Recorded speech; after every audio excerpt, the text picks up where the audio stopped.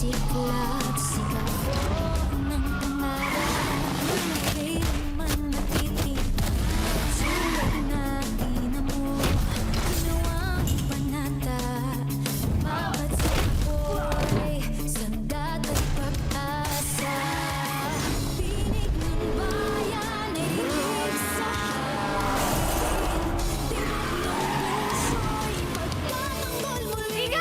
Sigaw, nagahanap ng puso, ikaw ang pag-asa ng bayan. Tagapagtanggol sa gitna ng mundo. Sigaw, di kami matitigil. Ako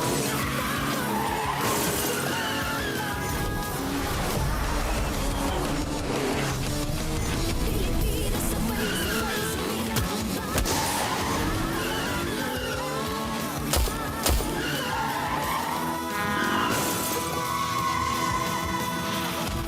Sigaw mo. Uwi na ako. Oo. Teka sandali.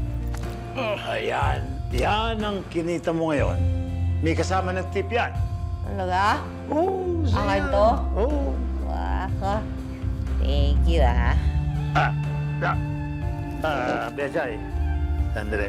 Gusto mo bang kumita ng malaki? Sumama ka sa grupo namin. Si Pakito, hindi ako gagawa ng krimen para kumita ng pera. Wala kang gagawin na krimen. Basta iba trabaho mo. Ano? Marami kang alam na pwede kitang magamit. Hindi ako magnanakaw. Wala akong papatayin. Wala.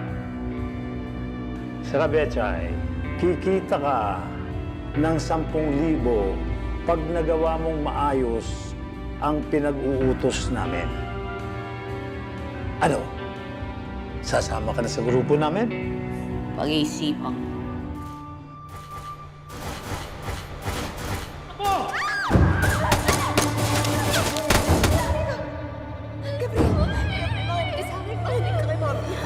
Mahal na mahal ka ni Mami. Kahit anong mangyari, magpapakapait ka. Lahat ng mga bilin ko sa'yo, susundin mo yun, ha? Maawa ka sa pamilya ko. Ako na lang.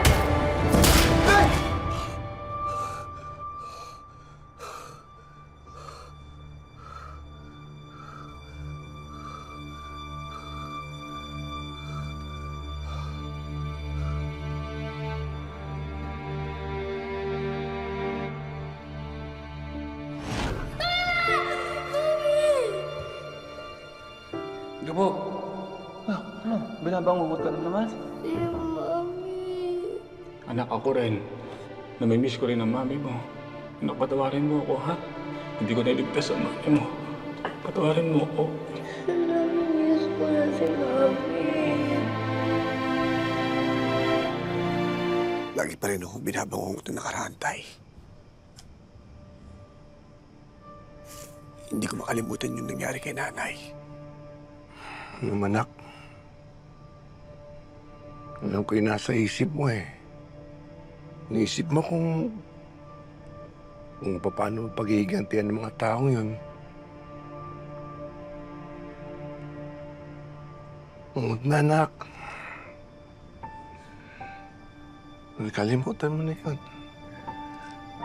Huwag mo nang isugal yung buhay mo para maghiganti ka. Hindi, Tay. Kinakailangan kong malaman kung sino pumatay kay nanay. Kinakailangan kong mabigyan ng katarungan ng pagkamatay niya. Gusto kong malaman kung sino pumatay sa kanya. Sinong pumatay kay nanay, Tay? Sino? Tay, sagutin niyo ako. Kilala niyo ba kung sino mga taong pumatay kay nanay? Kilala niyo ba? Hindi, anak. Hindi ko kilala.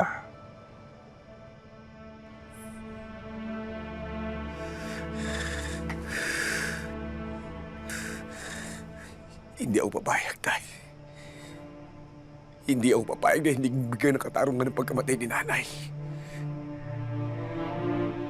Hanapin ko sila. Ipaghihiganti ko ang pagkamatay ni nanay. Nakalimutan mo na lahat yan. Huwag ka nang lumaban. Baka balikan ka nila. Hindi ko kakayanin mawala ka sa akin. Wala akong pakialam kahit sino sila.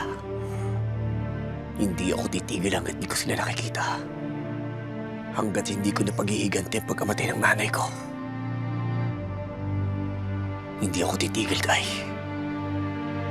Hahanapin ko sila. Django, Bakit, Tay? alam mo ba kung ano trabaho ngayon ni Gabo? Malay ko sa siraulong yun. Wala akong pakialam kung anong ginagawa ng hayop na yun. Alamin mo, dahil sabi ni Betchay, kumita si Gabo ng 200,000 piso sa isang araw lang. Ano kaya posibleng dahilan bakit nagkaroon ng malaking pera si Gabo? Ihadong tumira yan eh. Bangko na hinold up o pinagnakawang sanglaan. Hirap na hirap tayong kumita. Samantalang si Gabo, ganun lang kadali makakuha ng malaking pera. Kaya nga, Django, alamin mo. Baka naman unti-unti na tayong ninanakawan ng pagkakakitaan natin. At baka magulat na lang tayo. Hawak na ni Gabo at ng grupo niya ang buong gininto ang lupa. Hindi ako papayag. Hindi pwedeng maungusan tayo ni Gabo. Dadaan siya sa mga kamay ko. Ipinagkait sa nanay ko ang hostisya. Pero hindi lang kami nakakaranas ng ganitong kalupitan. Marami pang mahihirap na nakakaranas ng mas matitinding pangapi. Kinakailangan na matigil to. Isa lang ang alam kong pwedeng tumulong sa akin.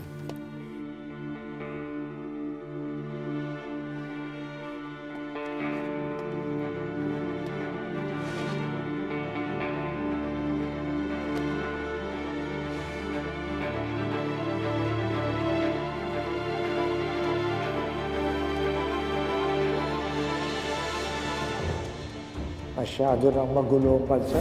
Talamak na ang gulo sa paligid. Kahit ang gobyerno, di na kayang pigilan ang pagdami ng mga kriminal. Kaya nandito ang Nino para tulungan linisin ang bansa natin. Papasok ka? Ay naku, anak. Nag-book pa naman ako ng spa retreat para makapag-distress ka at makapag-bonding naman tayong mag-ina. Kailangan ko po pumunta sa opisina eh. Nandun yung internal affairs, sasabihin sa akin kung anong desisyon nila, kung i-dismiss ho ba ako o hindi. Hindi ka nila madidismiss. You are a good agent. Nananapak ng kriminal na nasa custody po namin. Well, I believe hindi naman sa gina-justify ko ang ginawa mo, pero alam kong may dahilan kung bakit mo nagawa yun. You will be fine. Ano ba naman? Aga-aga! Ang iingay ninyo! May yelo ba tayo dyan? Bila mo nga ng yelo to para maghilamos ng yelo, lumamig ang ulo. Sige na. Ang bili ng maintenance mo, sir. Ha, andito na naman kayo. Nakikikain na naman kayo. Alam niyo ba kung saan ang galing yung kinakain ninyo? Sa bawis at dugo ko. Pinaghihirapan ko. Tama na! Rudy. Rudy.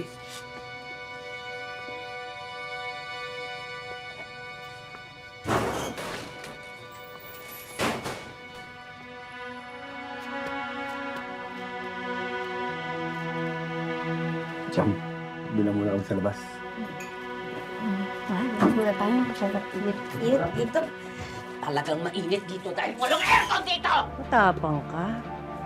Ibibigay ko yun sa'yo. Pumunta ka pa rin dito, para harapin ang palakol mo. Ginagawa ko lang yung parte ng trabaho ko. Ang i-assess ako ng tama at patunayan kung ano yung mga ginawa ko talaga. Lubusin mo na yan, For all we know, last mo na yan. Masyado na kasing madaming gulo ang nangyari dito nang dahil sa'yo. Si Mr. Chan, pinagtangkaan ni Tigre. Gumugulo dito at mas lalong lumalabo ang kaso nang dahil sa'yo, Jacinto. Mas mabuti pa nga kung mawala ka na sa ahensyang ito.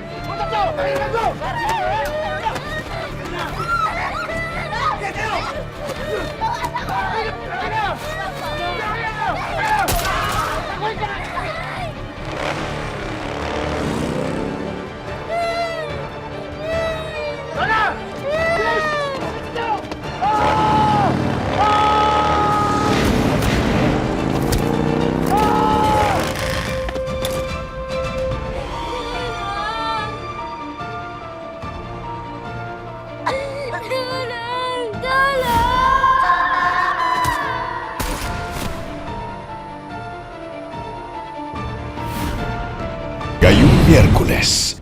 Masyado ho silang maimpluwensya. Lahat ho ng pera, lahat ho ng koneksyon, gagawin nila para mapalaya yung anak nila. Victor, you are going down! Siguraduhin niyong ligtas niyong madadala sa safe house si Mr. Chan. Ang target natin ay si Mr. Chan. Kung sino man ang haharang, itumba niyo. So you're suspended, ha? Baka kami rin masuspend. Mabuti nga kung suspension lang. Paano kung mawala lahat ng pinaghirapan natin? Akala ko ba naliwanagan na kayo na hindi si Sam ang sisisihin?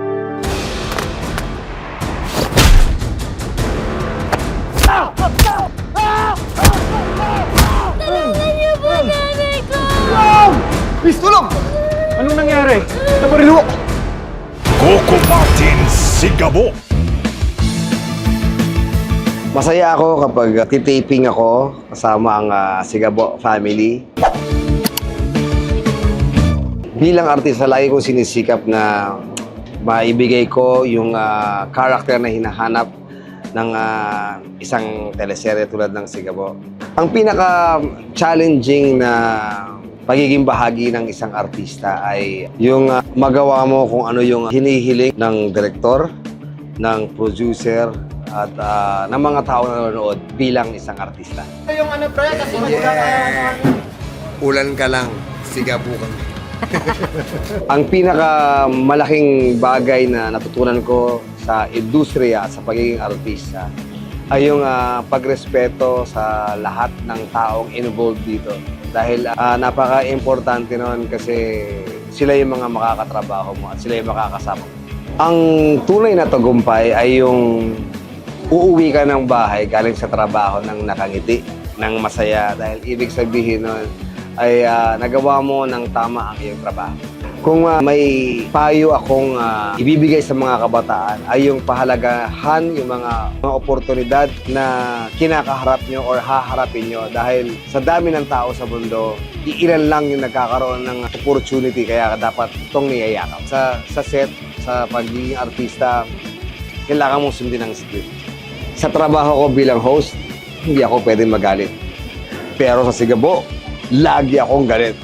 Come on! Asa ka na! Magpakita ka sa akin! Google Pay kita ka mo!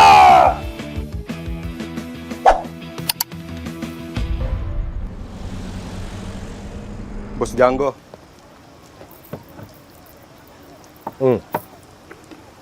Parang nawawalan ka na ata ng bangis ngayon ah. Ano ibig mo sabihin? Hindi mo nagawa yung utos ni Umali. Tapos, hindi ka pa lumaban kay Gabo nung huling encuentro nyo.